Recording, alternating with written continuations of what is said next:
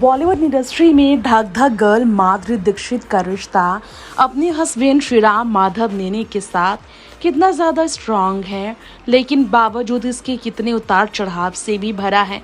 इस बारे में माधुरी ने कई बार बताया। अलग प्रोफेशन के कारण उनके रिश्ते में कई उतार चढ़ाव आए। इतना ही नहीं, श्रीराम माधव नेने का फुल टाइम बिजी होने के कारण, उनके प्रोफेशन डॉक्टर वाले होने के कारण भी माधुरी को काफ़ी ज़्यादा चैलेंजिंग फेज से गुजरना पड़ता था।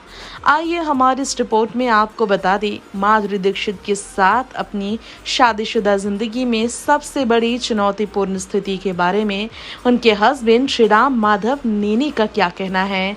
जी हाँ, शादी को हो गए हैं 25 साल और एक दूसरे के साथ अपने ज़िंदगी को संवार रहे माधुरी और श्रीराम नेने ने अपने दोनों ही बच्चों की ज़िंदगी को संवारने के लिए उन्हें खुद से दूर कर उन्हें विदेश में हायर एजुकेशन के लिए भेज दिया।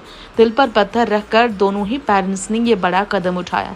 आसान नहीं था इनके लिए अपने बच्चों से दूर रहना, लेकिन बच्चों की अच्छी भविष्य के लिए उन्हें ये कठोर कदम उठाना ही पड़ा। बॉलीवुड में अक्सर बड़े स्टार्स को ऐसा करते आपने देखा होगा। खैर, माधुरी अक्सर अपने बेटों के बिना उनकी याद आने पर उनकी कमी जो महसूस करती है उसे लोगों तक बयां भी करती है। क्या आप सबको मालूम है 1984 में ग्लैमर और सिल्वर स्क्रीन की क्वीन माधुरी, जो कि सुपरस्टार के तौर पर अपनी जगह अबोध फिल्म से डेब्यू करने के बाद बनाती नजर आई थी। उन्होंने हम आपके हैं कौन, राम लखन त्रिदेव, थानेदार, किशन कन्हैया, साजन, देवदास जैसी फिल्मों में अपनी बेहतरीन अदायगी से जो छाप छोड़ा, उससे पूरे देश ही नहीं दुनिया के कई कोने में माधुरी के लोग दीवाने हुए। लेकिन हैरानी की बात तो ये है, अपनी करियर को पीक पर रहकर अपने हस्बैंड के साथ अपने जीवन को अमेरिका में गुजारने के लिए तैयार माधुरी को अपने नेम फेम को खोकर, इतनी बड़ी सफलता को खोकर कितनी बड़ी कुर्बानी देनी पड़ी होगी, ये तो समझ सकते हैं आप। लेकिन जो सपने में भी नहीं सोचते हैं लोग, उस मुकाम को हासिल करने वाली माधुरी, जो लोग सपने देखते रह जाते हैं, उस सपने से भरी जिंदगी को, उस खूबसूरत जिंदगी को छोड़ सिर्फ अपने प्यार की जिंदगी को पाने के लिए, शादीशुदा जिंदगी को कामयाब बनाने के लिए माधुरी ने इंडिया छोड़ अमेरिका में बसने का लिया फैसला। जितनी चुनौतियां माधुरी के लिए आई उनकी शादीशुदा जिंदगी में, उतनी ही चुनौतियां श्रीराम माधव नेने को भी आई माधुरी के साथ एडजस्ट करने में। श्रीराम माधव नेने से 1999 में माधुरी ने रचाई शादी और दोनों उसके बाद तुरंत शादी के बाद हो गए थे शिफ्ट अमेरिका के कोलोराडो के डेनवर में, जहां पर माधुरी ने अपने काम से ब्रेक लेकर सेटल डाउन होने का फैसला लिया। और फिर दोनों ही बच्चों के जन्म के बाद भी माधुरी उनकी परवरिश वहीं करती रही। बच्चे जब थोड़े बड़े हुए तब वो वापस 2007 में 8 साल बाद वापस लौटी बॉलीवुड इंडस्ट्री की तरफ। आजा नचले फिल्म से उन्होंने करियर को फिर से दिया मौका, लेकिन ये फिल्म फ्लॉप हुई।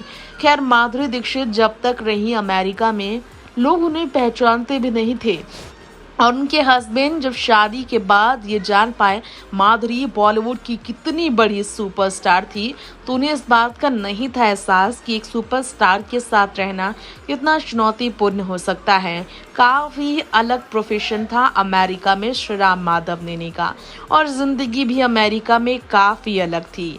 उनके मन में ये चीज़ तो हमेशा दौड़ता रहा जहन में कि एक सुपरस्टार थी और वो उनकी पत्नी है, उनके साथ वो कैसा ट्रीट करेंगे। एक कैंडिड कन्वर्सेशन हुआ रणवीर अलाहाबादिया के साथ श्रीराम नेने का। इस मौके पर श्रीराम नेने ने बताया माधुरी दीक्षित के साथ शादी के बाद सब कुछ परफेक्ट था, लेकिन कुछ चीज़ें बहुत ही ज़्यादा चैलेंजिंग थी। जी हाँ, जो लाइफ अमेरिका में श्रीराम जी रहे थे, उस लाइफ को एक्सेप्ट करना माधुरी के लिए आसान नहीं था। श्रीराम नेने का कहना था ये बहुत अलग था। और एनोनिमिटी की बात करेंगे, आपकी आज़ादी की बात करेंगे, तो ये सेल्फ ड्राइवन था सब कुछ। भारत में हमारे यहाँ कल्चर है, हम बहुत ज़्यादा बेड़ियों में रहते हैं, इसलिए बहुत अलग ज़िंदगी होती है बाहर और यहाँ की। श्रीराम माधव नेने ने तभी बताया कि मैं ये नहीं जानता था कि माधुरी इतनी बड़ी सुपरस्टार है और उनके पीछे लोग दीवानों की तरह पागल हैं।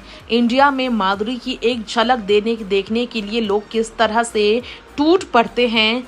भीड़ में माधुरी कैसे खुद को अकेली संभाल भी नहीं सकती, इतना बड़ा उनका स्टारडम है, ये नहीं पता था श्रीराम को। श्रीराम माधव नेने ने कन्वर्सेशन में ये बताया, मुझे उनके पास्ट के बारे में, उनके अतीत से जुड़े इतिहास के बारे में कुछ नहीं पता था। संजय दत्त के साथ माधुरी के अफेयर रहे और वो अफेयर किन विवादों से भरे रिश्तों में बदल गए थे, ये भी नहीं पता था श्रीराम नेने को। और ना ही माधुरी को श्रीराम के अतीत के बारे में कुछ जानकारी थी। हम बिल्कुल अलग दुनिया से आए और एक साथ आए। सब रीजन महाराष्ट्र से, एक ही लैंग्वेज और बैकग्राउंड की वजह से ही हम एक साथ एक करीब आ पाए थे, लेकिन ऐसा कुछ होगा ये सोचा नहीं था। मेरी ज़िंदगी में सबसे खूबसूरत रहा माधुरी का आना, लेकिन उतना ही ups and downs roller coaster की तरह लाइफ रहे थे। जी हाँ, अपनी लिविंग सोलमेट को पाना आसान नहीं होता है और उनकी कुर्बानियाँ ने श्रीराम को इस बात का एहसास दिलाया कि अगर वो मेरे लिए, मेरी फैमिली के लिए कुर्बानियाँ दे सकती है तो मैं क्यों नहीं। सबसे ज़्यादा चैलेंजिंग था एनोनिमिटी। हाँ, बिल्कुल सच है। कभी भी श्रीराम को अपने काम की वजह से, प्रोफेशन की वजह से, कमिटमेंट की वजह से घर परिवार छोड़कर, माधुरी पर जिम्मेदारियां छोड़कर, उनकी पूरी ऐशो आराम जिंदगी को बदलकर उन्हें हैक्टिक लाइफ देनी पड़ती थी और वो निकल पड़ते थे काम पर। नॉर्मल लोगों की तरह, आम हाउसवाइफ की तरह माधुरी की ज़िंदगी थी और श्रीराम नेने को नहीं था अंदाज़ा कि स्टार लाइफ ज़िंदगी जीने वाली माधुरी के लिए कितना चैलेंजिंग होगा, लेकिन उस चैलेंज को माधुरी ने एक्सेप्ट किया था। जी हाँ, बच्चों को केयर देने के लिए माधुरी ने काफ़ी ज़्यादा सेक्रीफाइसेस किए थे।